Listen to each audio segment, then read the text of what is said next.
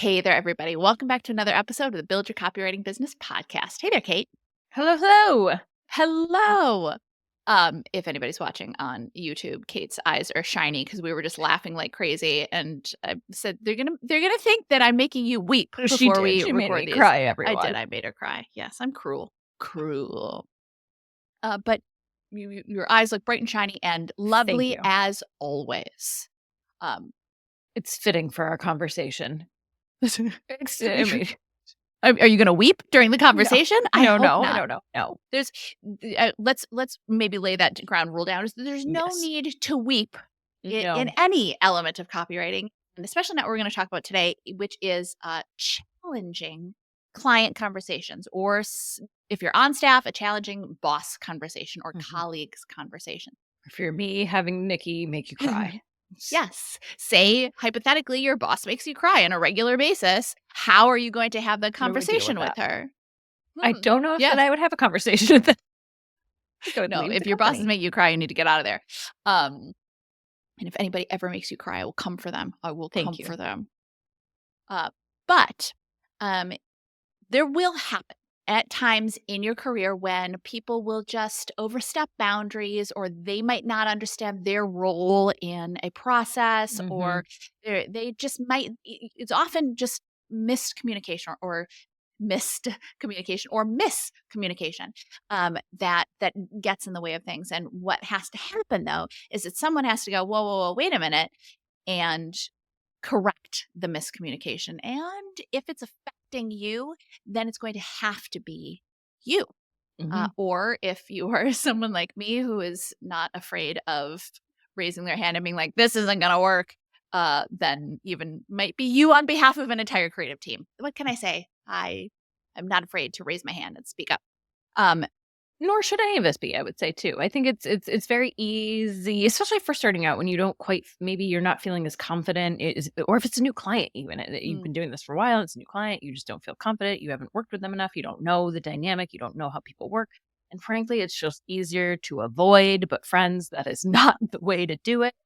Avoiding is not going to set you up for success in the long term. What feels easy at the beginning ends up being makes it harder for you. really painful in the long run. Yes, if your client does something and you're kind of like, oh, I don't like that, but I'd rather just get through this, it will come back to bite you in the rear end. Almost, and you'll be like, oh, I should have just had that 2-minute conversation and fixed this at the beginning, and we wouldn't be here right now. Yes, exactly. Because at that point, no offense, if you're dealing with the same thing over and over and over again because he didn't say anything, that's on you, friend. That is 100% on you. And yes, the client might be doing something to frustrate you, but hey, if they don't know that they're doing it, it's on you. Yeah, the thing to remember is that no client is born a client, right? Like, they don't know how to be the best kind of client. They don't know often the most effective way to work with you. Maybe they've worked with a bunch of other freelancers, maybe they've worked with a bunch of other copywriters and they have a better sense, or maybe they haven't. Maybe you're the first copywriter they've worked with, or maybe they've worked with a bunch of other copywriters who have really weird ways of doing business. Whatever it is, if you want the relationship to continue in a good way, you have to speak up. The first example I'm thinking of is if you send your copy through to a client and instead of responding with letting you know what they like that works, letting them know that what isn't working and why it isn't working, instead they send you back a document with changes made to it. They went in and just actually changed your copy. And maybe it's in a Word doc, or maybe they went into your Google Doc and made the changes, which, by the way, tip number 1, don't send through in a Google Doc where people can edit it. Just send through where they can view it, because then they can send you back. View or the track changes option. Yes, track changes. That's a better one. Thank you, Kate. Yeah, I think it's suggestions is the. Yes. But either way. Exactly. And one of the things too, when you're, sending it through with that ability to just do suggestions, is to put that in your copy. If you're doing a creative review and you're walking through the copy with your team, whether virtually or in person or whatever you're doing, saying it to them to say, hey, I'm going to send through all of this feedback. Please use track changes and comments to let me know what is working and what isn't working and why, to their best of their ability. Sometimes clients aren't good at articulating why something works or doesn't work. Should they be? Yes. And if they, if something's not meeting their brand guidelines, or they, hey, we don't use this word, we use this word, here's why, whatever, they'll be able to put that. Sometimes, yes, you might just get someone who's like, oh, I don't like that. And then you Mm. might have to follow up, and you absolutely can. But say that to people, and then if you're sending it through an email, and even if you're sending it through after some sort of creative review or meeting with folks, put it in the email of instructions for them, how you best receive feedback. And so this can vary. Obviously, we're recommending track changes and using comments and having them say why and what they like and don't like. And that's key too, because you want to know what is working just as much as you know what isn't working, so you can see what types of things they like. And if it's, oh, the tone of voice, you really nailed it here, but here it feels a little off, that can help guide you in your round 2 process. But so giving them instructions right off the bat can help Mhm. avoid a lot of these sorts of, oh, I just got a copy doc back and they just marked it all up and I have no idea. And then you're left comparing. It's like one of those images, like point out 5 differences in these images. And you're like, I don't know. Well, and the thing is too is that I think sometimes we make assumptions, right? I think a theme we come back to again and again, don't make Yes. assumptions. You might get it back and make the assumption like, oh, I they did don't a like my terrible work. They thought my job. work was terrible. They think they're better at writing than I am, blah, blah, blah. Not necessarily. For some clients, it may seem easier to them to just make the changes. They may think that that's the best way of working with you. They may think that that is the way to work with you. If they've never, like I was saying, if they've never worked with a copywriter before, or if they have worked with only copywriters who have weird ways of operating, they may think that that's the best way to work with you, and Yeah. that's not their fault. They never knew. Or they may think it's helpful to you to give. I remember back years and years ago, one of the project managers kept doing that until I had a conversation, which we'll talk about in just a moment. And what she said was, "Hey there, it's Nikki. I wanted to take a very quick minute to make sure that you knew about our free on-demand copywriting training. Now, whether you are brand new to copywriting or you've been doing it for a while, but you just can't seem to hit those income goals, this training is for you. You are going to learn the 3 secrets to landing freelance copywriting work without relying on frustrating job bidding sites like Upwork or Fiverr, or without cold calling strangers. And if you've watched any of the student success stories on this channel, and if you haven't yet, check them out. This is the exact same training that they all started with. And I mean students like Kate K, who is making 6 figures working part-time and retired her husband to help her build her business. Students like Stuart, who replaced his full-time salary, which was a good one, with his freelance income and then some. Stacy, who hit 6 figures in her first 6 months as a freelance copywriter, and Ashley, who landed the in-house copywriting job of her dreams. They all started with this free training, and you can start with this free training too. So sign up right now at freecopywritingtraining.com. Gosh, I just felt bad asking you to do more work without like contributing. And I was like, oh, I mean, she was relatively young, so it was kind of extra adorable. But I was like, no, no, no, this is my job. You don't have to try to do my job in order anyway. But if I had assumed that she was doing it because she was lazy, or she thought she knew better than I was, or she thought she could write too, I would have completely missed the fact that she was trying to do it to be helpful to me. And she was coming from a really good place. Unfortunately, what she was doing was the exact wrong way to do it. But once we had that conversation, we were both clear on exactly how we could move forward. Yeah, and I think it can sometimes feel, you might think, well, this only happens to copywriters, and know that you're in a similar boat as designers and other roles, especially in the creative space.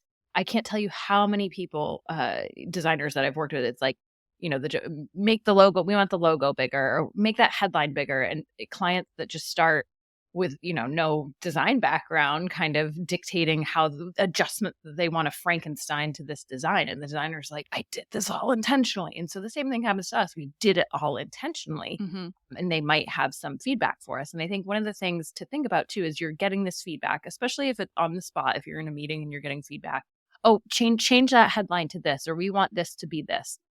It can sometimes feel very dictated. Mm-hmm. And if you're like me, it takes a minute to process all of this. I'm not necessarily the best at, in the moment, saying, okay, they just told me they want this change. That doesn't feel right. Why is that? I need a second, to go back and process what their feedback is, And so one of my things that I always, and I probably got this from you, Nikki, was like, okay, I'll take all of this feedback I got and I will come to you with a V2. And you just kind of acknowledge that you've received feedback from everyone. But what I wouldn't be afraid to do then at that point is, okay, I've processed this. They wanted this change. This isn't right. Here's why. And it's okay to go back to your Mhm. clients and have that conversation. If you think this is a really, really, this headline is not going to work. This is not hitting what the benefit is, or it's not hitting the intended goal of this project, or whatever the reason is, to go back and let them know and say, Mhm. hey, here's some alternatives that I think, capture maybe an essence of their feedback. I think what I heard was this. Here's what I've come up with. Here's some alternatives. And maybe you come up with more than one so that they have, options to choose from. And then if they still want their line, then at that point, yes, you move forward with kind of what the client wants. But you should absolutely feel empowered and okay to come back and say, oh, this isn't right. And Mhm. I think it's very easy to go back and vent and be like, oh my God, they recommended this headline. This is so terrible. This client's awful. And to just say, you know what, hey, they're not a copywriter. It is my job to put the best foot forward. So I'm gonna give them some more options that maybe will get them Yeah. going in the right direction. A good phrase to write down when you are in a meeting so that you don't have to come up with something on the spot of like, Mhm. how do I defend my work? Not about defending your work at all. That's not what it's Mhm. about. Is a good phrase to write down is, can you help me understand why? So if Mhm. they're saying, well, this headline doesn't work, let's change it to this. You say, Mhm. all right, can you help me understand why that headline doesn't work?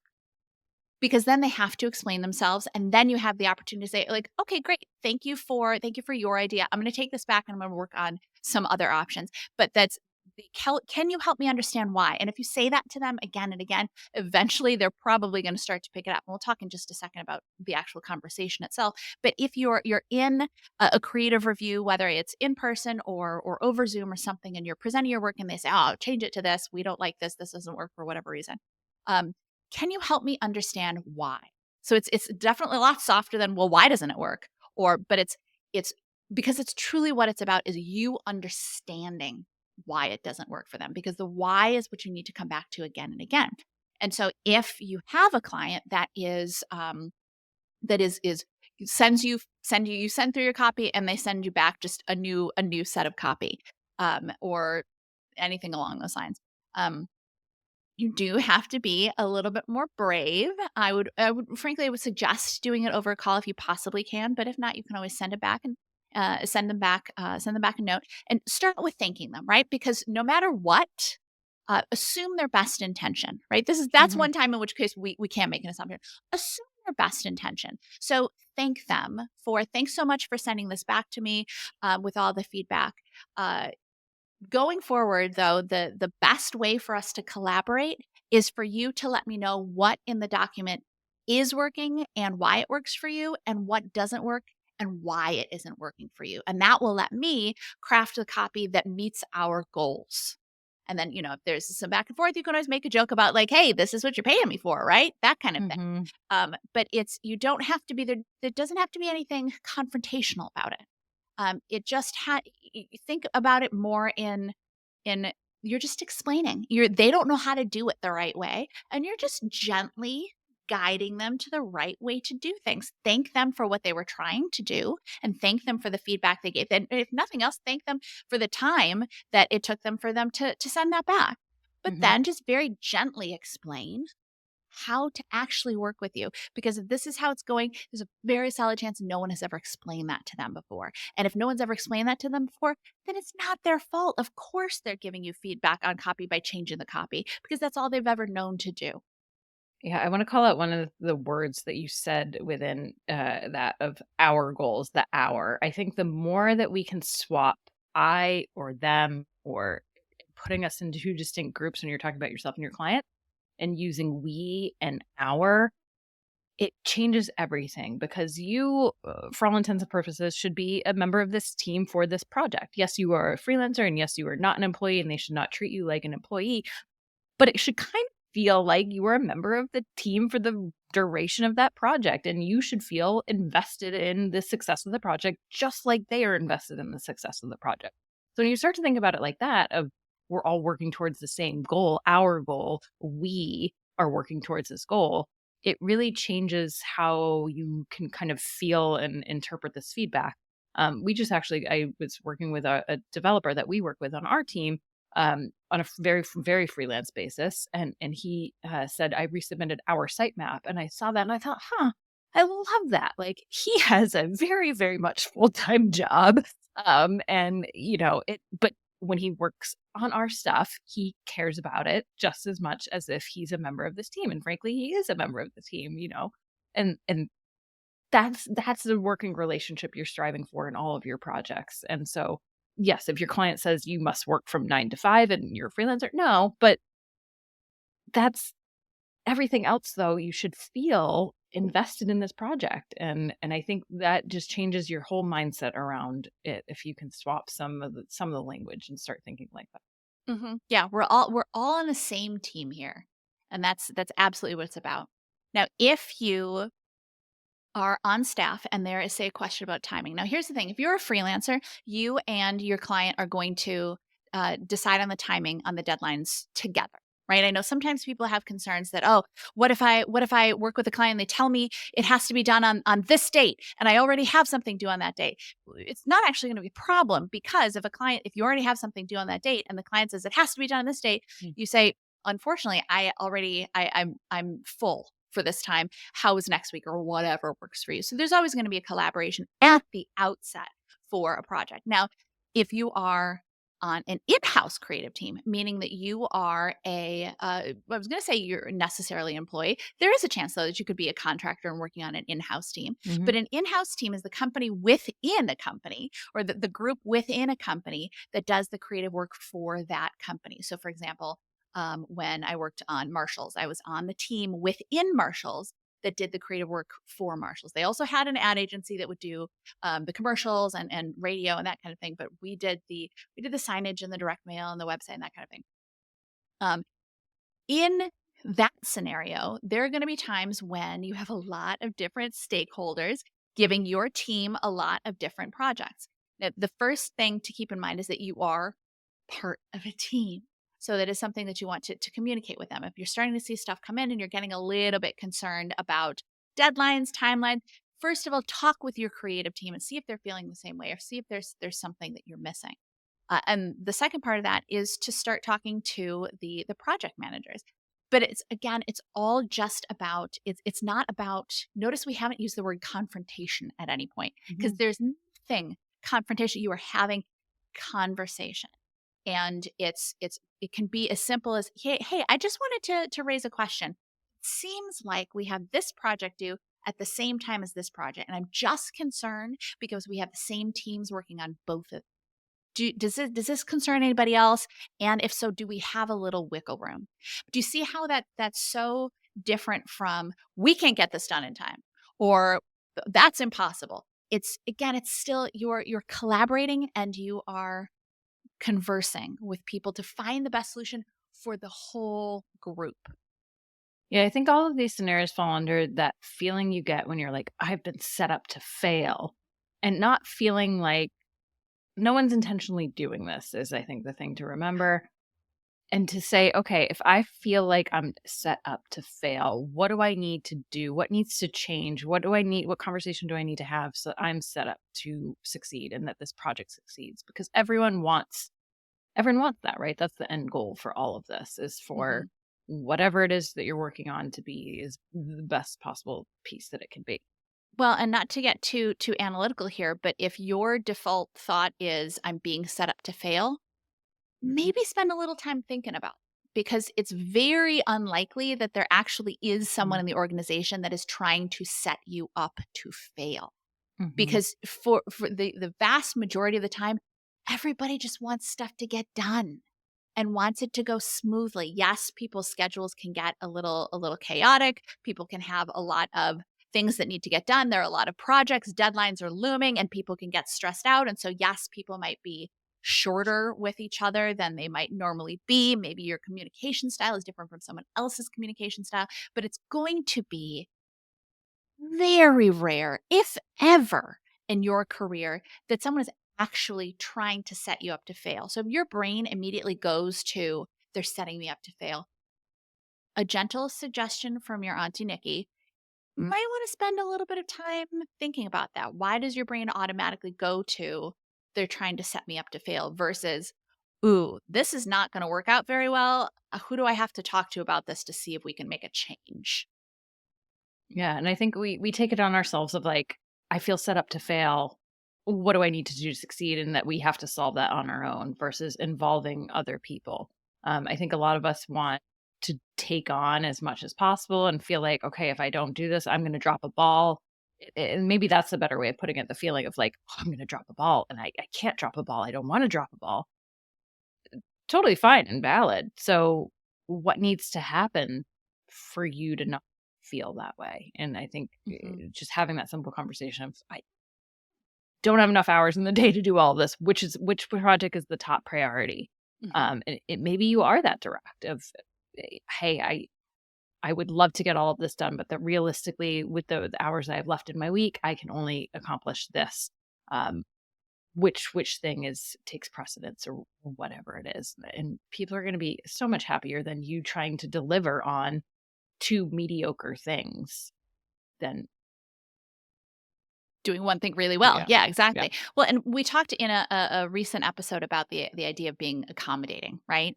There's accommodating as in like, yeah, I can help you with this. It's reasonable for me to help you with this. And then there's being over accommodating, where you are bending over backwards. You are going well beyond the call of duty. You're doing things that if someone actually, because here's the thing too, at the especially expense of at yourself, the expense of yourself, at the expense of your sanity, at the expense of your well-being. And the thing is too, is that at in-house companies, especially, and sometimes too at ad agencies, when you have different stakeholders, they may not be aware of each other's schedules. There have even been times when so it depends on different companies. Some people call them traffic people at companies. Sometimes we'll call them project managers. Those two aren't exactly the same, job, but essentially a traffic person is the person who's in charge of schedule and making sure that a project keeps going through all of the different people. And sometimes you can have traffic people that don't know what the other ones are doing.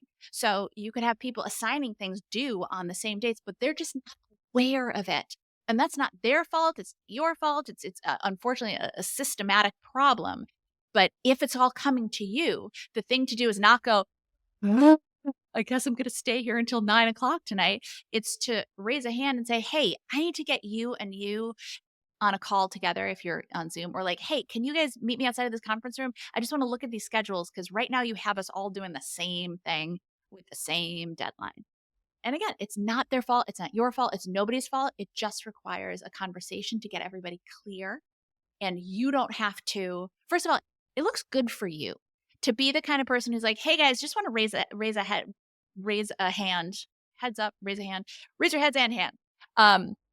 That this is starting to get a little tight in here. I want to make sure that everybody's aware of this. How can we change that up? You look like a problem solver. You're a good communicator and you are a problem solver.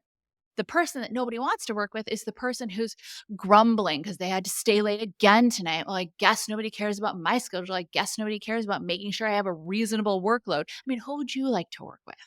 But at the same time, you'd be surprised at how many people go to the grumbling. Oh, poor me. I'm like, it's one more thing that just nobody cares about me. It's not about you. It's just a flaw in how things were scheduled. So instead of grumbling, solve the problem. Get people together and, we're copywriters. We're especially good at communicating. Maybe that's why I always ended up doing that on the teams. Also too, because I've never been afraid to be like, hey, wait a minute. Yeah. And once you do it once or twice, you realize that, oh, this isn't actually a big deal. This is literally a 30-second conversation. 99.9% of the time, the person says, thank you for raising that. Oh my gosh, thank you. Or yes. Oh, you're so right. Whatever it is. I think we build it up in our heads to be an uncomfortable conversation. I know we said that, but not a big deal. You're going to find out like, oh, they're actually it's just a conversation. Uncomfortable for us, and then it comes out and we're like, oh, this is relief, and nothing. They're happy and everyone's winning. Awesome. And you're a hero. Yeah. Yes. And again, to be clear, this conversation we've just been talking about is for if you're working maybe at an internal agency or even at an ad agency. It's not the same if you're a freelancer. If you're a Mhm. freelancer and you have a bunch of deadlines that are all happening at the same time, I love you so much. But that's something that you brought on yourself. Mhm. When you're a freelancer, you have to manage your own schedules. You can't take something, you can't agree to something for two different clients and then say, "Well, I'm sorry, I have another client that needs it done that day." Your clients don't care about each other and they shouldn't have to. That's not their jobs. It's your job to make sure that your schedule can accommodate what you are capable of accommodating. If you have something due one day and another client comes to you and says, "Hey, can you do this?" You know what you have to say? "No. However, I can do it for you by this date. Does that work?" Mhm. Or if you're going to take them both on, then guess what? You don't get to grumble and you don't get to tell everybody how hard you're. I mean, okay, you can sometimes. It happens, but you certainly can't tell a client. I know that I told you I would do that on X date, but I can't do it now because I have this other client that's due on this date. No, no, Mhm. no, no, no, no, no, no. Your client. Um, your client, when you are talking to your client, they should feel like your top priority. And when you are talking to them, when you're working on their stuff, they should be your top priority. But when you're not talking with them, you are in charge of that workload and making sure that is all possible for you. That is Mhm. 100% your responsibility. Yeah, I think as a freelancer, the one quote unquote uncomfortable conversation you might have in this realm in terms of timing and deadlines and whatnot is if a client doesn't give you feedback when Mm, you've given them a deadline. great one. Two key things there, though. You need to give them that deadline to say, okay, I know we agreed that the final version of this copy would be due whatever the date is. In order to hit that deadline, I need feedback from you on this first round by this date so that I can get you round two by that final deadline. But that is on you to manage it. It's on you to give them deadlines. And when they don't hit the deadline, you can gently remind them, hey, I know we agreed to this timeline, but this is going to have to shift based on whenever I get your that feedback back. And if you have other work lined up, that also might bump your client's timeline. And that's okay then at that point, because you've communicated exactly what you need and when to hit all of these dates. And if they're not hitting their dates, then it's absolutely, you can enforce a boundary there. And you should enforce a boundary. Obviously, if you can work it in, then you let them know that you're making a very, very rare exception. Um, but again, that's if you've communicated deadlines to them all along. And that can feel at first uncomfortable, but you're running a business and you realize what you need to do your job and to do it well, and to give your clients what they need. They can absolutely give you that same respect back. Yeah, I'm really glad you made that example. It I think sometimes we think, well, I have to do whatever I can for my client. But you know what? If your client isn't hitting their deadlines, it's not up to you to make up for it. Hmm. If you have to, oh well, we have to deliver this we have to we have to deliver this copy by end of day on Friday, and I was supposed to get feedback on Wednesday, but I haven't gotten feedback, and it's Friday at noon. Oh my gosh, I'm gonna have to drop everything and scramble so that I can incorporate that feedback. So no, that's not your job. It's not your job if your client isn't staying on their schedule. It's not your job to scramble to accommodate them. Again, though, like Kate said, you had to let your client know. If you were supposed to get feedback on Wednesday, you didn't see it on Wednesday, then Thursday morning you have to let them know, hey, if I don't get this by whatever your time is, if I don't get this by 11 o'clock today, I'm not going to be able to turn around the copy for our deadline. You're not being difficult. You are being honest, and you are giving them also to deadlines help people. When someone says you have to have this done by Hmm. this time, then they can focus and they go, "Oh, this is my priority. I'm going to do this now." There's a reason why why we get deadlines all throughout, well, maybe not elementary school, but middle school, high school, college, anything extended, freelancers. If we didn't have deadlines, we wouldn't get anything done. So a deadline can be really, really helpful for a client. It lets them understand what they need to focus on in that moment. And also, too, people's inboxes are busy, people's schedules are wild. Sometimes it can be helpful just to remind them that something needs to be done. They may go, "Oh my gosh, I completely forgot about that. Yes, I'm going to drop everything now and I will do that." And again, they weren't doing it to be difficult. They weren't, maybe they're a little scattered. That's okay. That's their thing. And if you have to do this again and again, maybe that's, you want to evaluate working with this client moving forward. But you have to advocate for yourself and advocate for your schedule. But all that that means is just saying, hey, I need this in by this time. If we still need to get this out the door by whatever date.